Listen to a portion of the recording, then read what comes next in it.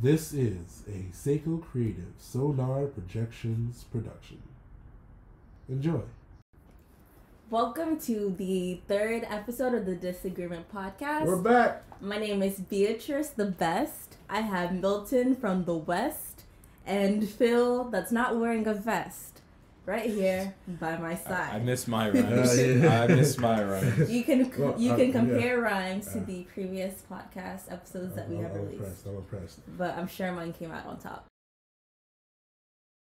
Now that we're back, we want to make sure you guys are following us back on Instagram and Twitter. We have us on Seiko Sonar, CEICOSONAAR on both Twitter and Instagram. You can find us on YouTube and Castbox. Make sure you follow, subscribe, like, click the bell notification on YouTube. Make sure you know when we release content. What does that bell notification mean? So it's a turn on notification. What's it called? Turn on your notifications so you get alerted when we post. And you should want to be alerted. I keep hearing people say it. So when you post. But also don't forget to comment, leave us constructive criticism. Tweet us. All kinds of criticism. DM us. G-dubs. DM us. We appreciate it all. Another thing that we appreciate is great Where's she going? cinema. Okay. Whether that be blockbusters or whether that be, as some may say, original films. Tarantino. We're talking about Tarantino here. If you haven't heard, if you haven't seen, if you haven't read it, if you haven't talked about it, Quentin Tarantino recently basically said, I don't have the quote word for word, but it looks like Milton's looking it up.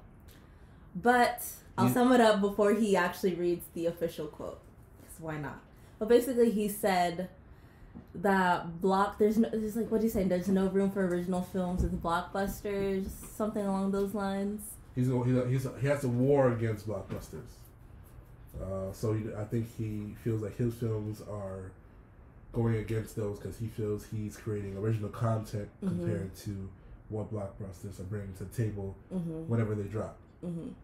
So this is from The Guardian. He said a few things, actually. He said it's a war for movies taking place between original filmmaking and blockbuster commercial product. Okay. The commercial product that is owned by the conglomerates, the projects everybody knows about and has in their DNA, whether it be the Marvel comics, the Star Wars, Godzilla, and James Bond, those films never had a better year than last year. However, he said the world domination of such films was foiled as a lot of original movie content came out and demanded to be seen at the theaters. So that is pretty much what he said. He said a few other things as well, but found it very interesting, which also comes off the back of what Scorsese said relatively recently as well. Yeah. About the real Avenger movies. films. Exactly. You know, I wanted to say something, but then I realized, I guess you have to put yourself in his position, being a filmmaker. One of the greatest. One of the greatest. Successful. But take that out of it, I think also just consuming films. See, I think he really enjoys the job he had before he started making films was he worked at a video store. So he felt like he was a curator of films and was able to give you and tell you this content, that's good. This is your niche, and everyone has something they're interested in. Yeah. I think he felt like, I wouldn't call him a purist because I think that he adheres to whatever your style, your flavor of whatever you're watching would be. But at the same time, when I think a creator, like you were saying, it makes it difficult to appreciate almost movies on drugs. Yeah. It's like, it's jacked up. But I see where he's coming from being in his position, but I also feel like there's enough room for both. I think there's ample enough room for both. At least from my standpoint, from where I'm sitting, I don't see too much. I don't see too much of competition between the two. Like I feel like they both exist. One's not drowning out the other. Yeah, I don't think one's drowning out the other. Cause also like you said this before we recorded the podcast, but you were describing blockbusters or one of the two. That was my next question. What exactly is a blockbuster? I was looking up a definition, and you have different definitions, but what some will say it is a movie made with big budgets and big stars. And they also said it comes out in the summer. What? Not always, because Rise of Not Skywalker, always. for instance. Not always, but when I use that example, because also when I think about it, a lot of dramatic films come out during this time period. Right.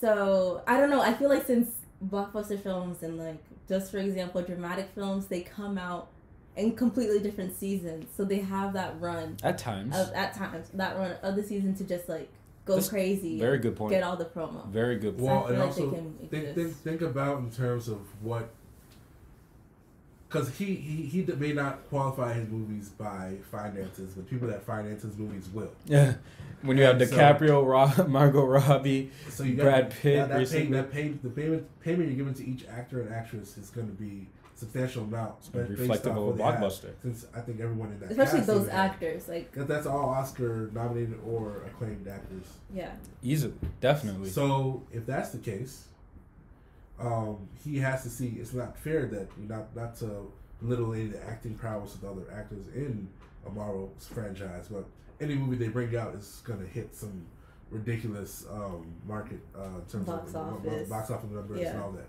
So it kind of negates it. So no matter what it is, think about it. Take Marvel out of it. DC, Batman vs Superman. We all panned the film. It's not a great film. But the numbers it did financially are fantastic because everyone wants to go see it because it has those two marquee names, Batman, Superman. Yeah. Let's go see it. So worldwide, they did great. Domestically, it did great. So how can his movie, which is more content, and it's to me, of course, will be more of worth compared to that? I wouldn't say more content. That's another discussion. More content. That's different. For that particular movie. No, well, what does content mean then? What do you mean more content? However, my question is, what does Tarantino define as a blockbuster film? That is my question, because it's hard to say Once Upon a Time in Hollywood isn't a blockbuster film. Because it feels like a blockbuster film. In terms of just the following, the money put in, the people involved, the story, just the story. The story itself, yeah, it just Hollywood story. It's a Hollywood story, so it feels blockbuster. So that is a question, but at the same time, I think this is much ado about nothing, if I'm honest. Yeah. Because he said it's a war, so the way I saw it was like it's competition. I didn't see him belittling the other side. True. He might have. That's a different topic. But in terms of competition, he's acknowledging that they're viable. In a way, he is. Opponent. In a way, hey, look, if someone's hating on you, that means you're doing something, and that's one way to look at it. But secondly, I don't think he's hating on them. I just think it's saying like, all right, we're going at war, and maybe that's not always necessarily a good thing. No. But in this case right here, all right, that means the only concern would be is if one started drowning out the other, as we said, if we started getting less original content, where it appeared that way for a while. It did. I won't lie. But it did appear that way for a while. But the most celebrated directors are who?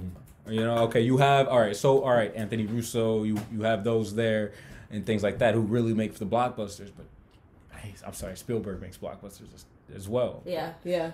But I personally don't think this is much of anything. It's like, yeah, all right, this is the world we live in. Maybe it's his own kind of, I won't say vendetta, but it's something that motivates him.